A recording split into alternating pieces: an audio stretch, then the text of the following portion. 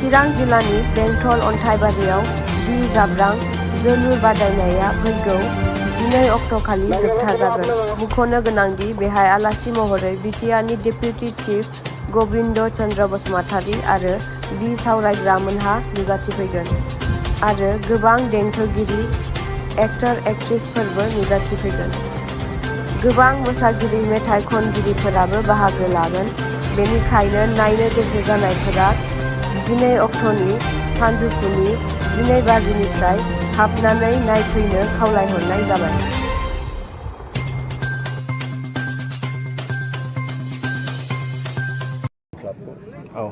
जोंनिया 10 तारिखाव जागायदोंमोन थांनाय मासनि, नाथाय गेजेरावनो 14 तारिखाव जाब्रबथाय जानानै सारअन्थाइ गावनायजों 7 मानसि थैदों आरो बेजों लोगोसे गोबां इनजुर जादों। बेनि थाखायनो बिथांमोनखौ मान होनानै साननैसो फुटबल खेलाखौ दोनथ'नाय जादोंमोन। बिनि उनाव जोङो दाखालि थांनाय 24 तारिखनिफ्राय बे खेलाखौ जोङो जागायफिननाय जादों, आरम्भ खालामफिननाय जादों आरो फैयै फैनानै दिनै सेमिफाइनाल जोबथा सेकेन्ड सेमिफाइनाल आरो बेयाव देरहासार जागोन जाय टीम, बे टीमा फाइनालाव थांगोन आरो दाखालिनि सिगाङाव जालांनाय सेमिफाइनालाव बर'सा अन्थाइ एफसिआ देरहासार जानो हाबाय। फाइनाल खेलाया जाहैगोन 12 तारिखाव, फैगौ 12 तारिखाव। बेखौ जोङो ओरैनो अफिसियेल टाइम हिसाबै 12 तानिफ्राय जों आरम्भ खालामगोन। जेसेबां सेरेमनि दङ बे 12 तानिफ्राय आरम्भ जागोन। हाबाफारिनि गेजेराव एक्सुवेलि जोंनि फाइनालखौ जोङो एसे समायना मेहेरगोनां खालामनो जों गोसो जादों आरो बेयाव जों स्पर्ट्सखौ बांसिनै जोङो प्रमट खालामनो जों गोसो जानानै बेखौ खालामदों आरो बेजों लोगोसे जोंनि साफ्रोमबो नायगिरिफोरखौ रंजाहोनो थाखाय, गोजोन होनो थाखाय आरो प्रग्रामखौ मेहेरगोनां खालामनो थाखाय जोंनि गेजेराव गोबां खनगिरि बिथांमोन फैगोन, देंखोगिरि बिथांमोन फैगोन, मोसाखावरिफोर फैगोन आरो बिदिनो कमेडि दिन्थिग्राफोर फैगोन। बिथांमोनखौ जोङो लेंहरदों आरो बिथांमोना जोंनि प्रग्रामखौ मेहेरगोनां खालामफैगोन। खनगिरिनि गेजेराव जोंहा मानगोनां मिस एलिसा बर' दङ, उदालगुरिनिफ्राय जाखांफुनाय रोजाबगिरि आरो बेजों लोगोसे जोंनि लकेलनिनो उन्दै उन्दै नानिमोन रोजाबग्राफोर फ्ल'रि बसुमतारी, बेन्टलिन बसुमतारी, बिजुलि मुसाहारि आरो बेजों लोगोसे गोबां दं। आरो बेजों लोगोसे इस्लाकाटा जोहोलावसा क्लाबनि जाय हारिमु मोसाग्रा हान्जा, बिथांमोना जोंनो फोरमायहरदों 50 जन खनसेयैनो मोनसे ग्रुपआवनो मोसागोन हारिमु दिन्थिफुंनाय। दा बिथांमोना फैनो गोनां दङ आरो बेजों लोगोसे बे हाबाफारियाव जोंनि गेजेराव आलासि महरै नुजाफैगोन जोंनि 13 चिरां कन्स्टिटुवेन्सिनि MCLA मानगोनां सावरायग्रा सार, बिथांखौ अमर होननानैबो जों मिथिगौ आरो बेजों लोगोसे नुजाफैगोन जोंनिनो BTCनि डेपुटि चिफ मानगोनां गबिन्द बसुमतारी, बिथाङा बर्तमान बिधान सभानिबो एसेम्ब्लिनि बर्तमान MLA जानानै दङ, बिथाङा नुजाफैगोन आरो बिथांजों लोगोसे गोबां बिदिनो मानगोनां सुबुंफोर नुजाफैगोन आरो बेजों लोगोसे जोंनि बिर जोहोलाव दि जाब्रांनि न'खरनि बिब' बिनानावफोर, बिदा फंबायफोर, गोबां जाथि खुरमा फोलेर बंस'फोरा बे प्रग्रामाव बाहागो लाफैगोन जोंनो मिथिहोहरदों आरो बेजों लोगोसे बे प्रग्रामाव जोंहा गोबां खरसा जानायखाय बे प्रग्रामाव जोङो टिकेट लानानै जोङो मानसिफोरनो एबा नायगिरिफोरखौ रंजाहोनो जों गोसो जादों। टिकेटनि बेसेना VIP टिकेटआ जाहैगोन 100 थाखा आरो जेनेरेल टिकेटआ 50 थाखा बेबायदिनो। जोबोद गोजोननाय मोनदों।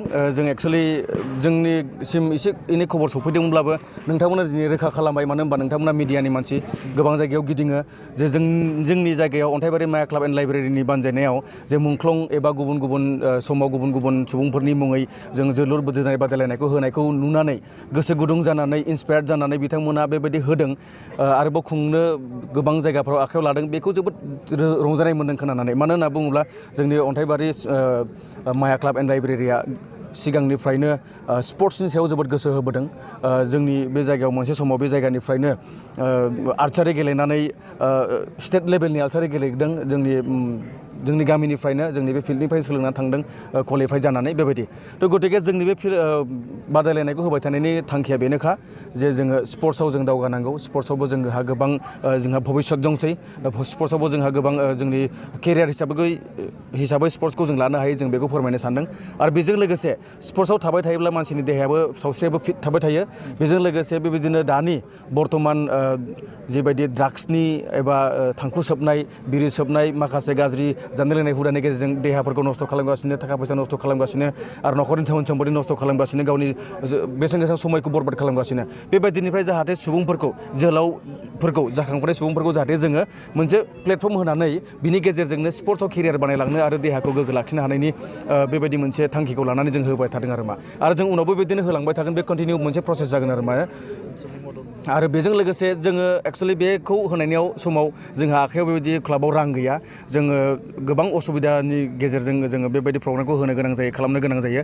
थेवबो जों गोबां खाथि खालानि गोसो गुदुं सुबुंफ्रा जोंनो गोबां रांनि मदद होनानै हेफाजाब खालामदों आरो उननि समफ्राव बेबायदिनो गोबां बेबायदि स्पर्ट्स इएमआनो होन, जोंनि डिस्ट्रिक्ट स्पर्ट्स अथरिटियानो होन, बा सोरबा एमएलए एमसिएलए बा सोरबा गोसो गुदुं कन्ट्राक्टर, गोबां बिजनेसमेनफोरा जुदि दावगाबोयोब्ला जोंनि माया क्लाब एन्ड लाइब्रेरिखौ हेफाजाब होनो थाखाय बेबायदि बेलायाव प्रमट खालामनाय समाव जों जोबोद गोजोनगोन। उननि समफ्राव बेबायदि आसा मिजिंखौ लानानै जों दा बर्थमान सोलिगासिनो दङ। गेलेनायनि थाखाय एक्सुवेलि बर्थमान दा जोंनि जायगायाव जोंनि दानिफ्राय जों उनथिं नाहरोब्ला जों नुनो मोनो जों एक्सुवेलि बक्सिंनि सायावबो जोङो गोबां गोसो होबोदोंमोन गेजेराव, अन्थाइबारि माया क्लाब एन्ड लाइब्रेरिनि गेजेरजों आर्चारिनि सायाव गोबां गोसो होबोदोंमोन, बेजों काबाड्डिनि सायावबो गोबां गोसो होबोदोंमोन आरो बेबायदिनो जोंनि गेलेग्रा फोथार माया क्लाब एन्ड लाइब्रेरिनि गेलेग्रा फोथारनिफ्रायनो गेलेग्राफोरखौ जों दैखांहरदोंमोन। गेजेराव एसे गेप थादोंमोन जोंहा, एसे माखासे असुबिदानि थाखाय, नाथाय बिनि उनाव जों आरोबाव गोसो मोदोम जिउ फोराननानै जोङो आरोबाव नैबे स्पर्ट्सनि बेलायाव जोङो जौगाहोनो थाखाय फुटबलखौ जों आखायाव लाग्रोदों आरो फुटबलनि उनाव जों लासै लासैनो बेबायदि मा होनना बुङो बेखौ बक्सिंनि बेलायावबो जोङो गोसो होनो, जों आरोबाव गोसो होफिननो जों थांखि लादों। आर्चारिनि सायावबो गोसो होफिननो थांखि लादों। बेजों लोगोसे जुद' काराटेनि सायावबो जोङो गोसो होफिननो थांखि लादों आरो बेजों लोगोसे गुबुन गुबुन गेलेग्रा स्पर्ट्स जायफ्रा गोग्लैयो गेम्स एन्ड स्पर्ट्स, बेफोरावबो जोङो गोसो होनानै जोहोलावजोफोरखौ थुलुंगा होनानै स्पर्ट्सनि फारसे गोसो गुदुं खालामनो आरो जोंनि जोहोलावजोफोरनि केरियारखौ जाहाथे स्पर्ट्सआव बानायनो हायो, बेबायदि मोनसे थुलुंगा होनायखौ जों लाबोनो जोङो अन्थाइबारि माया क्लाब एन्ड लाइब्रेरिया थांखि लादों। बुंनो थाङोबा जोंनि गामि ओनसोलफ्राव थानाय बिमा बिफाफ्रा बे गेलेनाय एबा स्पर्ट्सखौ, गेम्सखौ लानानै एसेबां एवेर नङा, बिथांमोना बारा मोनथिया आरो बिनि मोनसे कारना जाहैबाय सिगाङाव स्पर्ट्स होननानै बुङोब्ला जोंना मोजाङै गेलेनानै स्किलखौ दिन्थिनानै थाङोमोनब्लाबो जोंहा गोजौ लेभेलाव रावबो जोंखौ हेफाजाब होनो मानसि गैयिखाय जोङो फावसायना थानो गोनां जायोमोन। नाथाय जोंहा दा बेबायदि नंलिया।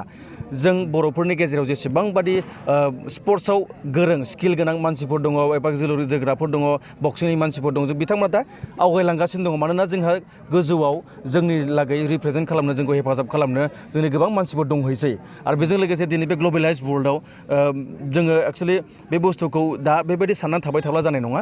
उनाव जोङो बेखौ माबोरै स्पर्ट्सखौ जों जोंनि केरियार हिसाबै लानानै दावगालांनो हागोन, बेखौ जोङो थुलुंगानायखौ मोननोब्ला जोङो सिगाङाव जायफोरा बिथांमोना साक्सेस जालांबाय बिथांमोननि जिउ जारिमिनखौ नायब्ला जों नुनो मोनगोन आरो मा जरमुना बर'नि बाथ्राखौनो जों नायब्ला नुनो, अंकुसिता बर'खौ जों नायब्ला नुनो मोनगोन, हलिचरननि बिथांनि बाथ्राखौ जों नायब्ला नुनो मोनगोन। बेजों लोगोसे मिराबाइ चानु, बारा गोबाव जायाखै, बिथाङा बे अन्थाइ बाला बोग्रा ट्राकआवसो गाखोलांनानै मा खालामोमोन, स्पर्ट्स गेलेनो प्रेक्टिस खालामनो थाङोमोन। दा बेबायदि खस्थ' खालामनानै बिथांमोना दिनै साक्सेसखौ मोननो हादों। थ' जों बेखौनो हास्थायो, जोंनि गामि ओनसोलाव थानाय बिमा बिफाफोरनिसिम बेखौनो जों खावलायो जे बिथांमोनाबो गोसो बायनो नाङा।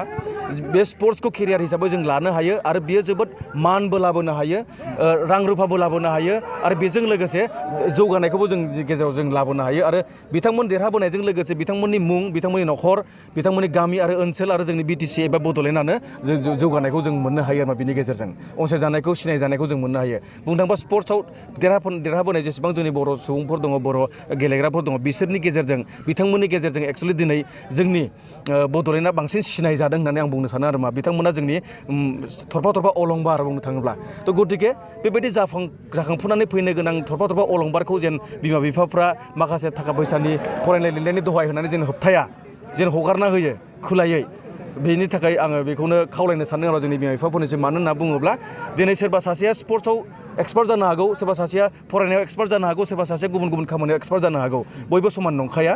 बिनि गेजेराव खालि फरायनायखौल' गोसो होसोमनानै जों गुबुन एक्सट्रा खामानिफ्राव बांसिन गोसो होआब्लासिनो थायोब्ला, थाङै थुङै ससेल' फरायनानै गारहैयोब्ला जोंनि केरियारा बरबाद जाहैयो। जायफ्रा जों फरायनाय लिरनायाव खमजोर बिथांमोना स्पर्ट्सआवबो केरियारखौ बानायनो हायो, बेखौ जोंनि बिमा बिफाया दिनै मोनथिनानै, साननानै, मोनदांनानै जों थुलुंगा होनांगोन आरो मा। बुंनो थाङोबा जोंनि अन्थाइबारि माया क्लाब एन्ड लाइब्रेरिया मोनसे रेजिस्टार्ड क्लाब। गोबां बोसोर सिगांनो बेखौ रेजिस्टार खालामना दोनखादों स्पर्ट्स क्लाब हिसाबै लाइब्रेरि हिसाबै थ' गतिके सिगांनिफ्रायनो जोङो गोबां प्रमट खालामबोदों दहाय आं बुंनाय बायदि साइसिम थांनानै क'क्राझार सायाव थानानै बेयावनिफ्राय बियो स्टेटखौ रिप्रेजेन्ट खालामलायनाय आर्सारि गेलेनायाव बेबायदिसिम सौहैनो हादों जोबोद गोग्गाथाव बाथ्रा जोंनि थाखाय बुंनो थाङोब्ला बेबायदिनो जोंबो बेबायदि गुबुन गुबुन एरियानिफ्राय दिनै जों जुदि बेबायदि गेलेग्राफोरखौ जों नुनो मोनोब्ला एबा जोंनि कन्टेक्टआव जुदि फैयोब्ला बा जोङो मोन्थिनो मोनोब्ला निस्सय जों बिथांमोनखौ हेफाजाब होगोन जोंनि अन्थाइबारि माया क्लाब एन्ड लाइब्रेरिया अरायसम बिथांमोनखौ हेफाजाब होनो जों थागथियारि दङ अन्थाइबारि माया क्लाब एन्ड लाइब्रेरिनि दरजाया अरायसम बेबायदि स्किलफुल गोसो गुदुं इयुथ गेलेग्राफोरखौ जोङो जेब्लाबो वेलकाम खालामो आरो अन्थाइबारि माया क्लाब एन्ड लाइब्रेरिनि दरजाया जेब्लाबो गेंनाय बिथांमोनखौ जोङो हाजासे मानि जोङो रां रुफाजों हायाब्लाबो गुबुन गुबुन सुबुरुन होनायजों लामा दिन्थिनायजों बेबायदिनो जों मदद होगोन होननानै जोङो नोंथांमोननि गेजेरजों दिनै फोसावो आरो मा जोबनायावहाय नोंथाङा